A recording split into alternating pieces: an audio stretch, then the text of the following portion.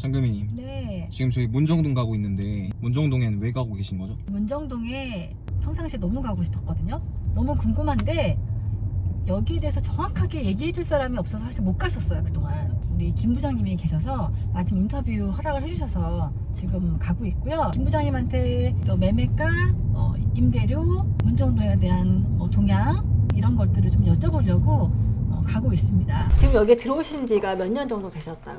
이제 여기 입주한 지는 이제 네. 5, 6년 차가 됐고요, 문정지구는. 네. 처음에 이제 분양할 때부터 이제 이 동네에 있었으니까 문정지구를 처음 접한 거는 8, 9년 정도? 그러면 처음에 접했을 때 8, 9년 전에 네. 여기 상황이 어떤 상황이었어요? 여기가? 다 논밭이었죠. 논밭이고 비닐하우스고 꽃 같은 화훼단지도 있었고 그리고 면허 시험장도 여기 있었어요. 주유소 하나 있었고. 우리 영화에 네. 1970이라는 영화 보셨어요 혹시? 예, 영화 봤습니다. 강남 막 개발했을 때 네. 그 모습이 약간 비슷한 느낌? 그 먼지 날리는 그런 땅은 아니었고요. 아니고. 예, 원래 여기서 이제 농사 짓고 하셨던 분들도 계셨고요. 네. 작물 재배하셨던 분들도 계셨고 그런 땅이었는데 그 이제 앞에 있는 송파대로가 네. 송파구에서 가장 큰 대로인데요. 이제 잠실 가는 길인데 잠실에서 내려오다 보면은 가락시장에 이제 현대화 사업하기 전에 네, 네. 그때 이제 가락시장부터는 딱 끊겨갖고 저거 아무것도 없는 성남 가기 전까지 그런 이제 비어 있는 땅이었습니다. 비어 있는 땅이었구나. 네. 논밭이라고. 운전면허 시험장이었다 하면 느낌이 딱 오는 것 네, 같아요. 네, 네. 네네. 그런 땅이었었구나. 네. 저희 소장님이 사실 소개를 해갖고 제가 여기까지 문정동까지 오게 됐는데 저희가 이제 위례 신도시에 상가를 하나 이제 노년에 연금처럼 어떻게 이제 월세를 받아볼까 받아보려고? 해서 네네네. 위례 신도시에 가서 이제 상가를 보다가 부동산을 들어갔는데 거기 부동산 중개업자가 상가보다 수익률이 훨씬 좋은 것이 있다. 그러고 저희한테 소개한 것이 마침 또 테라2 예, 지산이었어요. 그분이 네, 길 네, 네. 인도하셨네요. 이렇게. 예, 그래서 저는 지금까지 모든 분양을 거의 그분한테만 받았어요. 알게 됐는데 네. 소장님이 원래는 다른 근처에 상가를 알아보시려고 이렇게 오셨다가 우리 부장님을 만나고 네. 그 다음에 현대 테라타워를 구매하시면서 지식산업센터에 길로 들어섰다고 얘기를 들었거든요. 예. 그 미래 신도시에 있는 상가를 보러 오신 손님이었는데 네. 어떻게 해서 지산을 접하게 해주셨을까요? 그게 한 5년 정도 전 얘기인데요. 네. 그 제가 사무실을 두 군데로 저희가 운영을 하고 있었어요. 하나는 이제 문정동 여기 테라타워에 항상 처음처럼이라는 사무실 입주하게 돼 있었고, 문정동 테라타워에 사무실이 있었던 네, 거예요? 그리고 거기는 지금도 그 자리에서 운영을 하고 있고요. 네. 위례에 오셔갖고서는 이지연 소장님께서 네. 상가 뭐 투자할 거나 아니면은 저희 직접 들어갈 만한 상가가 있냐고 뭐 여쭤보시게 됐어요. 그러면은 오히려 그런 사무실 용도로 쓰고 투자 개념도 보실 거라면은 지금 문정동에서 이제 입주하는 데가 있으니 그쪽도 같이 보셔라 그래서 오히려 위례에서 다시 문정동으로 이제 안내를 하게 됐던. 여기 문정동에 법조타운이 네. 있잖아요. 법조타운에 법조인이 정말 많은가요? 아니요, 거의 없습니다. 거의 없고 여기가 이제 뭐 말 그대로 지식사업센터인데 법원 앞쪽에 보면은 뭐 법조 프라자라는 건물도 있고 해서 네네. 그 법조 관련된 업종만 입주하는 조그마한 빌딩들이 있고요. 그 외에는 일반 그러면 일반 사무실들 붕어빵에 오피스텔. 붕어가 없는 거랑 비슷한 느낌? 예, 붕어 요만큼. 예, 요만큼 작은, 꼬리 예. 요만큼. 그렇구나. 네네. 여기 법조타운에 네. 지식산업센터가 있고 네. 일반 오피스 건물이 있잖아요. 네네네. 근데 임대가나 매매가 차이, 그 분양가 차이는 어떻게 좀 나을까요? 처음에는 이제 그 지식사업센터도 이제 지원시설이라 그래서 저층부에는 저희 부동산 있는 자리처럼 상가, 네. 그 다음에 뭐 병원도 들어가고 편의점 들어가고 지식사업센터라는 특수성이 있다 보니까 거기에 이제 못 들어가는 일반 업종들, 이를테면 네네. 법무사나 세무사가 들어가는 업무시설이 저층부에 있어요. 그렇죠. 한 2, 3층 정도에. 네네. 그리고 위에는 일반 지식사업센터가 있고 네. 또 문정지구 내에 이렇게 업무시설 되어 있는 빌딩들도 있기도 하죠. 네. 비율로 따지면은 네. 한 8대 2 정도? 팔이 지산으로. 고 예. 우리 이가 이제 그 한 2에서 3%, 20에서 30% 정도가 이제 업무시설로 되어 있는데 네. 처음에 분양하는 금액 자체는 업무시설이 높았어요. 지산보다도. 업무시설이 더 네네. 높았어요. 그게 한 5년 전? 5, 6년 처음에 전? 분양할 때도 그랬고. 그때도? 네, 그렇죠. 근데 그게 이제 지산이 넘어서게 된 거는 네. 지산이라는 특수성이 있다 보니까 그게 이제 대출 부분이 아무래도 금융적 혜택이 제일 컸죠. 그렇죠. 예, 담보율을 많이 잡아주고 네. 금리 저렴하게 해주고 네. 그렇다 보니까 업무시설보다는 지산이 좀 더 이제 매수세가 강해진 거죠. 그래서 실질적으로 가격이 해서. 이제 올라가게 되고 그렇죠.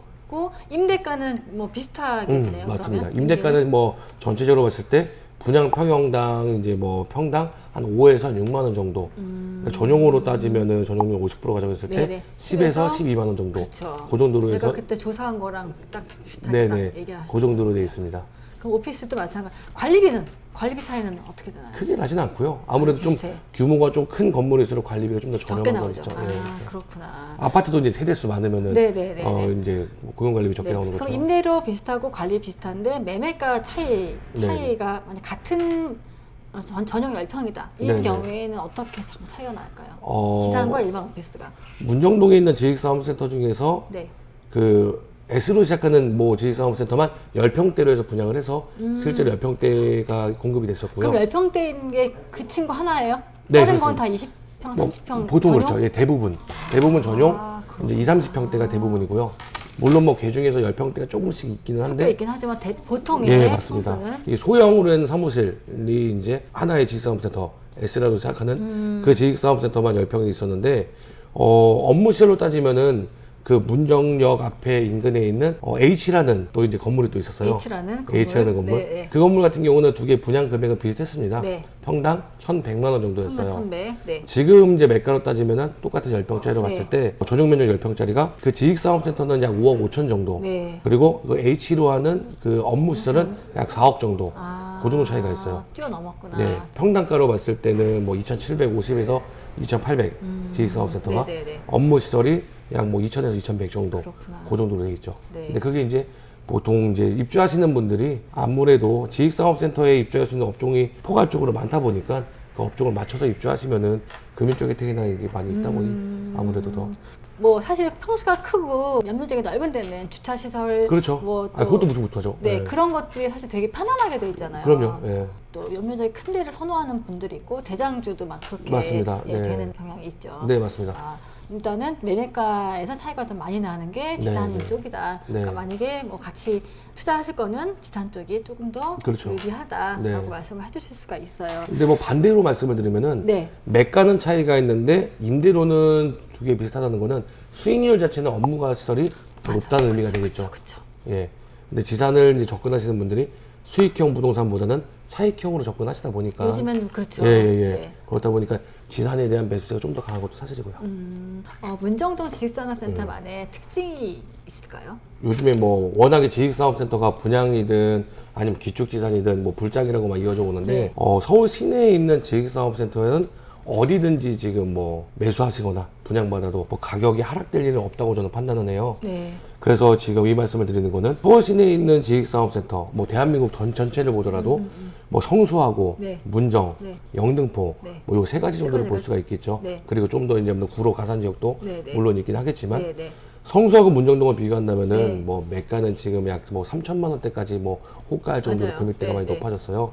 근데 문정동만의 특징이 뭐냐면은 문정 이 비즈니스 타운이나 법조 타운이라는 데가 딱 이렇게 20만 평 정도가 되는 땅에 이렇게 계획적으로 건물이 구획 정리가 돼서 지산들이 모여 있는 지산촌이 따로 없거든요. 아, 서울 시내 어디를 봐도 이 정도의 면적을 아마 찾아보기 힘들 것 같다고 판단하고 있습니다. 처음부터 계획되어진 그렇죠. 다른 건 성수 같은 경우에는 뭐 하나 부시고 네, 하나 네, 생기고 네. 또 뭐 하나 영등포도 마찬가지 네. 뭐 하나 옛날 공장 부시고 또 맞아요. 생기고 네. 이런데 여기는 아예 부지 자체를 네모나게 해서 네.